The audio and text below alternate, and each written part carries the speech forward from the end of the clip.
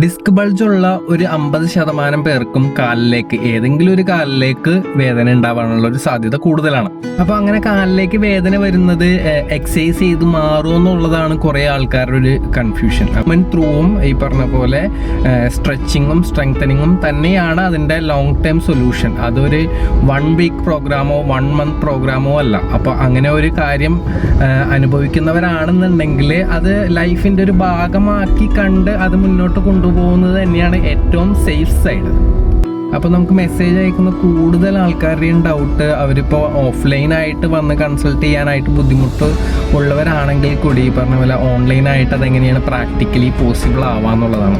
അവരോട് എനിക്ക് പറയാനുള്ളത് എന്താണെന്ന് വെച്ച് കഴിഞ്ഞാൽ നമ്മളത് ഡീറ്റെയിൽ ആയിട്ട് അസസ്മെൻ്റ് എടുത്തതിന് ശേഷം അതിൻ്റെ സൊല്യൂഷൻസ് എല്ലാം കറക്റ്റ് എഡ്യൂക്കേറ്റ് ചെയ്യുകയാണ് ചെയ്യുക. അപ്പോൾ അത് ഫോളോ ചെയ്യേണ്ട ഡ്യൂട്ടി കറക്റ്റായിട്ട് ചെയ്യേണ്ടത് നിങ്ങൾ തന്നെയാണ്. അപ്പോൾ അത് കറക്റ്റായിട്ട് കൺസിസ്റ്റൻ്റ് ആയിട്ട് കീപ്പ് ചെയ്യുകയാണെങ്കിൽ ഉള്ള പെയിൻ നമുക്ക് കുറയ്ക്കാനും അത് പിന്നീട് റിക്കറൻ്റായിട്ട് വരാതിരിക്കാനായിട്ട് ഹെൽപ്ഫുള്ളാണ്. അപ്പോൾ ഇതാണ് നമ്മുടെ പ്രോഗ്രാം. അപ്പോൾ താല്പര്യമുള്ളവർ ബാക്ക് പെയിൻ കൊണ്ട് ബുദ്ധിമുട്ടുന്നവരാണെന്നുണ്ടെങ്കിൽ നമുക്ക് വാട്സപ്പിൽ മെസ്സേജ് അയച്ചു കഴിഞ്ഞാൽ നമുക്ക് കൺസൾട്ടേഷൻ ബുക്ക് ചെയ്യാം. ഓക്കെ.